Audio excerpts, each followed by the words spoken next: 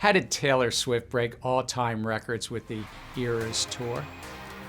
Well, beyond her remarkable talent, there's also a lot of value in sharing one's story.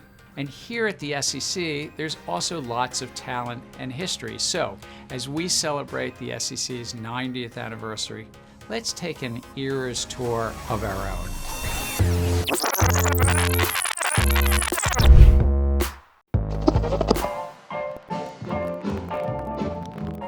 After the 1929 market crash, President Roosevelt signed the first of the federal securities laws in 1933.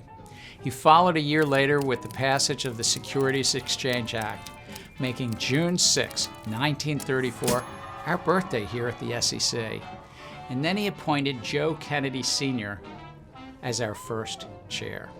Roosevelt went on to work with Congress to enact 5 more securities laws. And taken together, they formed the foundation of our capital markets.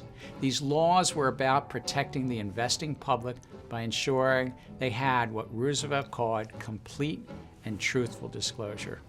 The SEC was created to ensure that the markets worked free of fraud and manipulation, and that investment advisors fulfill their duties to the investors they advise.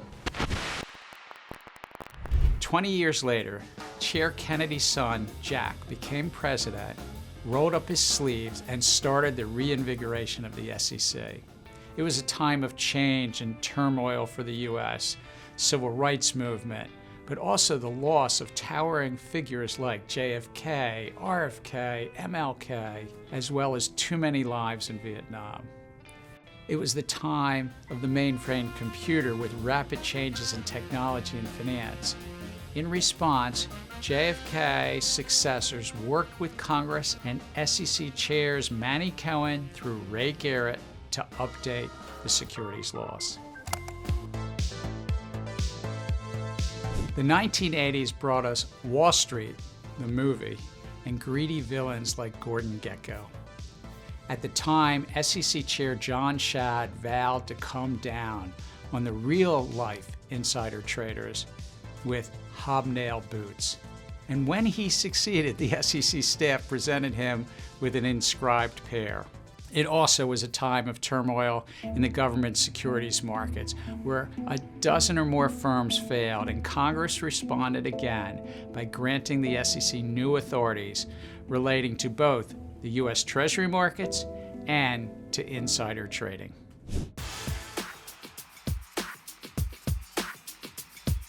The 90s brought us the internet and the dot-com bubble, dramatically changing the face of finance. While Taylor Swift was but a kid, a crisis was brewing in the world of auditing.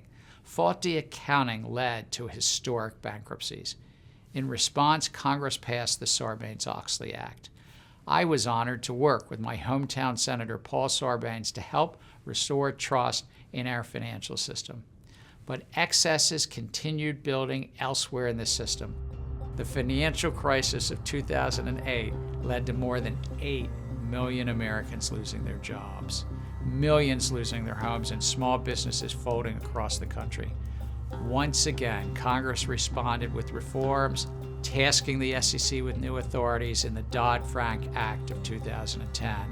Among its revisions, it better protected the public from problems in the financial sector. And as the economy rebounded, President Obama also signed into law the Jobs Act in 2012. In the 2020s, the world may be changing faster than Taylor's wardrobe changes on tour. Artificial intelligence, social media, influencers, and a global pandemic. With dramatic increase in retail investing, we've also seen SPACs, meme stocks, and crypto. With all this change, we at the SEC continue to consistently apply the rules and update them where appropriate in the current era so that markets work best for investors and issuers. Trends and wardrobes, they come and go. What matters is how we evolve while holding true to our core values. Regardless of the era, our financial system remains seated in the middle of the economy, like the neck of an hourglass whose grains of sand are money and risk. The SEC's mission has always been about protecting investors on one end, facilitating capital formation on the other, and ensuring that the markets in the middle are fair, orderly, and efficient and work for you. It's only with continually updating our rules and fulfilling this mission, regardless of era, that our capital markets will remain the envy of the world. The SEC's mission is meant to last forevermore.